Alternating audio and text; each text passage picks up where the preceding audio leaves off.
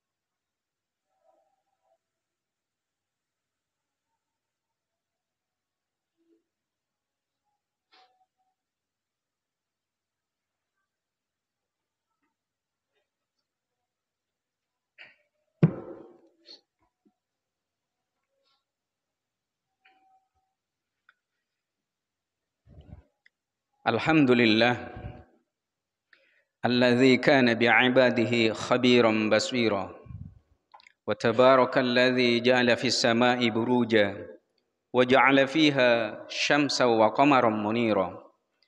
Ashhadu an la ilaha illallah wahdahu la syarika lah wa ashhadu anna Muhammadan abduhu wa rasuluhu la nabiyya wa la rasula ba'dah shadiqul wa'dil amin. Allahumma salli wa sallim wa barik ala nabiyyina Muhammad wa ala alihi wa ashabihi wa man sara ala da'watihi wa sanna bi sunnatihi ila yaumil qiyamah. Ya ayyuhalladzina amanu taqullaha haqqa tuqatih wa la tamutunna illa wa antum muslimun. Ya ayyuhan nasu taqu rabbakumul ladzi khalaqakum min nafsin wahidah وخلق منها زوجها وبث منهما رجالا كثيرا ونساء wattaqullaha alladzi tasaaluna bihi wal arham innallaha kana 'alaikum raqiba. يا أيها الذين آمنوا اتقوا الله وقولوا قولا سديدا يصلح لكم أعمالكم ويغفر لكم ذنوبكم ومن يطع الله ورسوله فقد فاز فوزا عظيما. أما بعد معاشر المسلمين جماعة جمعة رحمكم الله أوصيكم وإياي بتقوى الله فقد فاز المتقون. Jamaah Jum'ah yang dirahmati oleh Allah, alhamdulillah, bersyukur kita siang Jum'ah hari ini Allah masih mentakdirkan kita menjadi bagian dari hamba-hambanya yang muttaqin insyaallah. Mudah-mudahan langkah-langkah kita dari rumah kita, dari tempat aktivitas kita yang kita tinggalkan, mudah-mudahan Allah jadikan langkah-langkah yang berkah, langkah-langkah ampunan Allah subhanahu wa ta'ala akan salah dan dosa yang pernah kita perbuat lebih-lebih pada hari ini. Mudah-mudahan salawat dan salam senantiasa terlimpah curahkan kepada junjungan kita baginda Muhammad sallallahu alaihi wasallam. Setelah saya bertahmid dan bersalawat kepada baginda Muhammad sallallahu alaihi wasallam, tentunya saya mengajak kepada diri saya pribadi sekaligus berwasiat kepada para jemaah untuk senantiasa meningkatkan iman dan takwa kita kepada Allah Subhanahu wa taala dengan cara melaksanakan semua perintahnya dan meninggalkan semua larangannya. Mudah-mudahan kita semua Allah jadikan orang-orang yang husnul khatimah. Amin.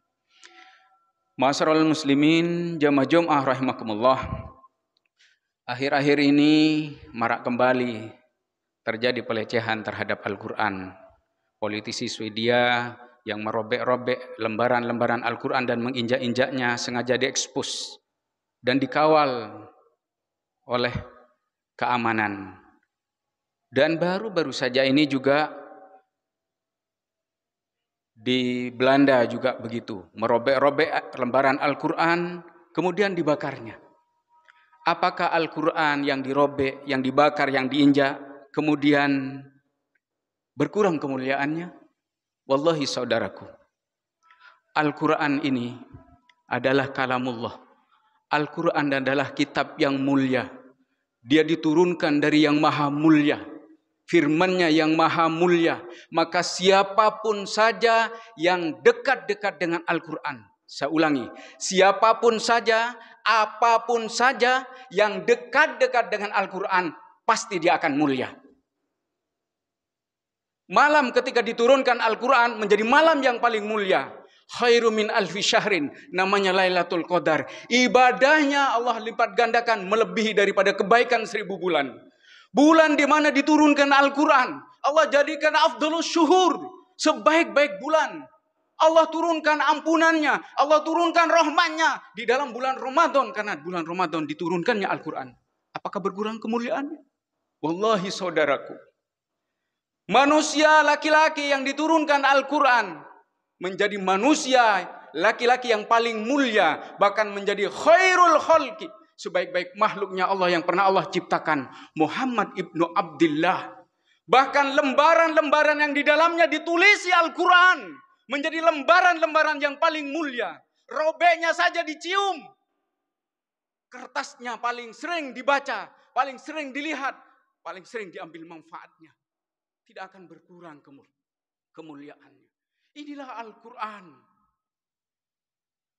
yang menjadi hudal linnas, bukan hanya hudal lil muttaqin, bukan hanya petunjuk bagi orang-orang yang beriman, tapi siapapun saja.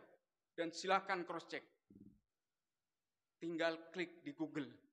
Banyaknya orang-orang pinter, profesor sudah tidak bisa dihitung. Bahkan pendeta sudah tidak bisa dihitung. Pastor juga tidak bisa dihitung. Yang mereka mendapatkan hidayah karena benci kepada Al-Quran. Dia baca Al-Quran, tapi kemudian berbalik. Hidayah turun menjadi mu'allaf.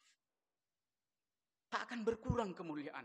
Maka siapapun saja, apapun saja yang selalu bersama dengan Al-Quran, pastikan dia pasti menjadi mulia. Kertasnya menjadi kertas mulia karena ada tulisan Al-Quran. Dadanya menjadi dada yang mulia. menjadi mukjizat ketika di dalam dadanya tersimpan Al-Quran. Wallahi saudaraku, pendidikan dunia ada yang salah, tak terkecuali di Indonesia. Kenapa? Banyak yang menjadi pejabat, banyak yang menjadi konglomerat, banyak menjadi orang, pandangan mata kita jadi orang, tapi dalam pandangan agama dia rendah. Jadi pejabat, dia mengkhianati rakyat. Jadi bupati, dia mengkhianati rakyat. Jadi presiden, dia mengkhianati rakyat. Kenapa? Karena jauh dari Al-Quran. Karena pendidikan yang utama sejak dia kecil bukan Al-Quran. Pendidikan yang paling utama dan pendidikan dalam Islam itu bukan matematika yang pertama, bukan bahasa Inggris, tapi Al-Quran. Dan sejarah sudah mencatat, Muhammad Al-Fatih umur 22 tahun sudah menjadi sultan. Umar bin Abdul Aziz umur 23 tahun sudah menjadi gubernur. Malik bin Abdul Aziz, Abdul Malik bin Umar bin Abdul Aziz umur 17 tahun dia sudah jadi menteri. Kenapa? Karena konsep pendidikannya adalah konsep pendidikan nabawiyah. Al-Quran yang pertama ditanamkan. Tapi coba perhatikan, bagaimana pendidikan yang ada di dunia, bahkan di Indonesia, umur 22 tahun, baru lulus S1. Masih bingung, mau berkeluarga masih takut, kerja baru mau cari. Ada yang konslet. Kenapa? Karena tidak ada Al-Quran di dalam dadanya. Wallahi Rasulullah sallallahu alaihi wasallam telah mengatakan, la aqulu alif lam mim harfun. Aku tidak mengatakan alif lam mim itu satu huruf. Bal alif harfun, wa lam harfun, wa mim harfun. Alif satu huruf, lam satu huruf, mim satu huruf. Wa fi kulli harfin hasanah. Dan setiap huruf-huruf Al-Quran itu mengandung keberkahan, mengandung satu pahala. Wal hasanatu bi asyri amsalha ila sam'i bi'ati dhifin. Dan satu pahala itu Allah lipat gandakan 10 sampai 700 kali lipat. Inilah pendidikan Nabi yang sudah banyak ditinggalkan. Wallahi saudaraku, silakan cross check. Sampai saat ini belum ada pendeta yang hafal dengan Injilnya walaupun kurang lebih hanya 100 halaman. Belum ada pastor, bahkan uskup sekalipun belum ada ceritanya yang hafal tentang kitab sucinya. Bahkan rabi-rabi Yahudi tidak ada yang hafal dengan Tauratnya. Tapi Al-Quran, jangankan yang dewasa, anak-anak sudah banyak yang hafal Quran. Bukan hanya hafal lembar per lembar, satu lembar, 15 lembar ke depan, 17 lembar ke belakang, sudah hafal. Kenapa? Karena Allah yang menjamin kemurniannya. Walaupun mereka tidak tahu bahasanya, tapi Allah jamin. Inna nahnu nazzalna dzikra wa inna lahu lahafizun. Kamilah yang menurunkan Al-Quran kata Allah. Dan kami yang akan menjaganya. Ini kan aneh pendidikan kita. 22 tahun, baru lulus S1, mau beristri masih takut. Kerja belum punya. Tapi bagaimana sejarah sudah mencatat. Banyak pemimpin-pemimpin muslim umur belasan tahun. 15 tahun ada yang sudah menjadi staf ahli, namanya Ibnu Abbas, staf ahli kenegaraan, umur 15 tahun. Kenapa? Konsep pendidikannya jelas, tidak ribet,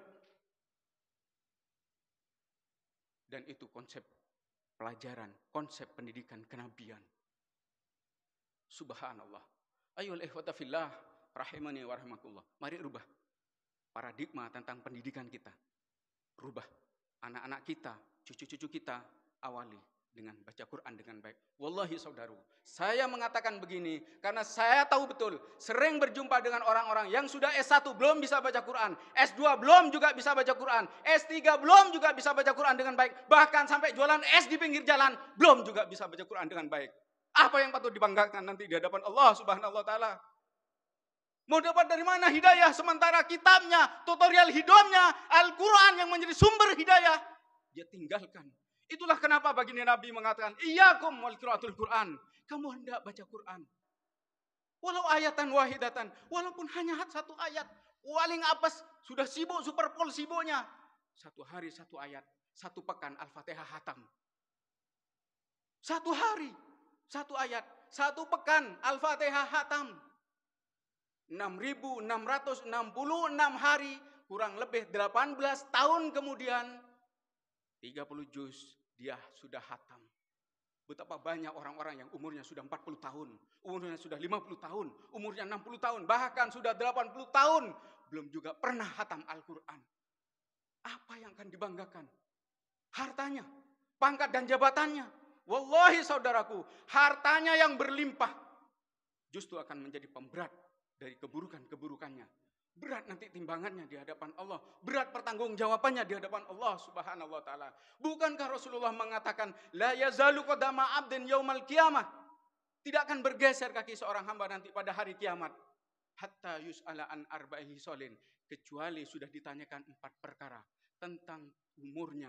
Dihabiskan untuk apa umurnya? Apakah umurnya dihabiskan untuk ibadah? Sia-sia? Na'udzubillah. Apalagi untuk maksiat.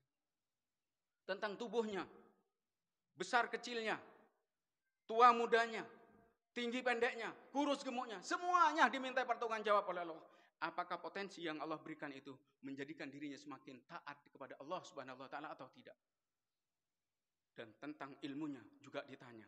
Sejak kita kecil hingga kita dewasa pasti kita punya ilmu dan itu akan diminta pertanggung jawab.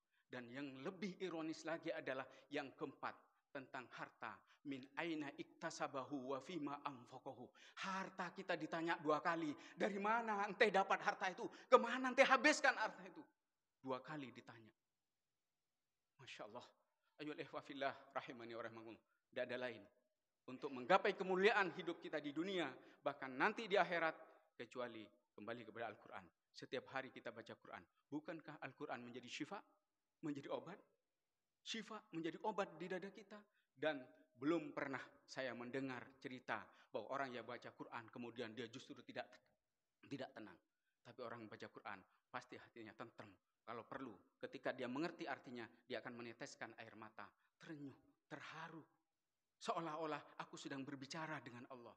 Wa may yurid ayyatakallama ma Allah falyaqra'il Quran. Barang siapa yang ingin diajak bicara dengan Allah, maka baca Quran. Seolah-olah kita berbicara dengan Allah. Maka mulai sekarang, no day without reading Quran. Tidak ada hari-hari kita yang kita lewati kecuali baca Quran. Walau ayatan wahidatan. Walaupun hanya 1 ayat, sempatkan 1 hari. Tapi tentunya bagi kita yang sudah terbiasa baca Quran, hendaknya minimal 1 lembar. Kalau bisa 1 juz, maka insya Allah hidupnya akan berkah, keluarganya akan berkah. Kalaupun mati nanti, insya Allah matinya husnul khotimah. Dan harapan kita bersama adalah mudah-mudahan setiap kita semua mati dalam keadaan husnul khotimah. Barakallahu li wa lakum fil Qur'anil azim. Wa nafa'ani wa iyyakum minal ayati wa dzikril hakim. Wa taqabbalallahu minni wa minkum tilawatahu innahu huwas samiul basir. Fastaghfiruhu innahu huwal ghafurur rahim.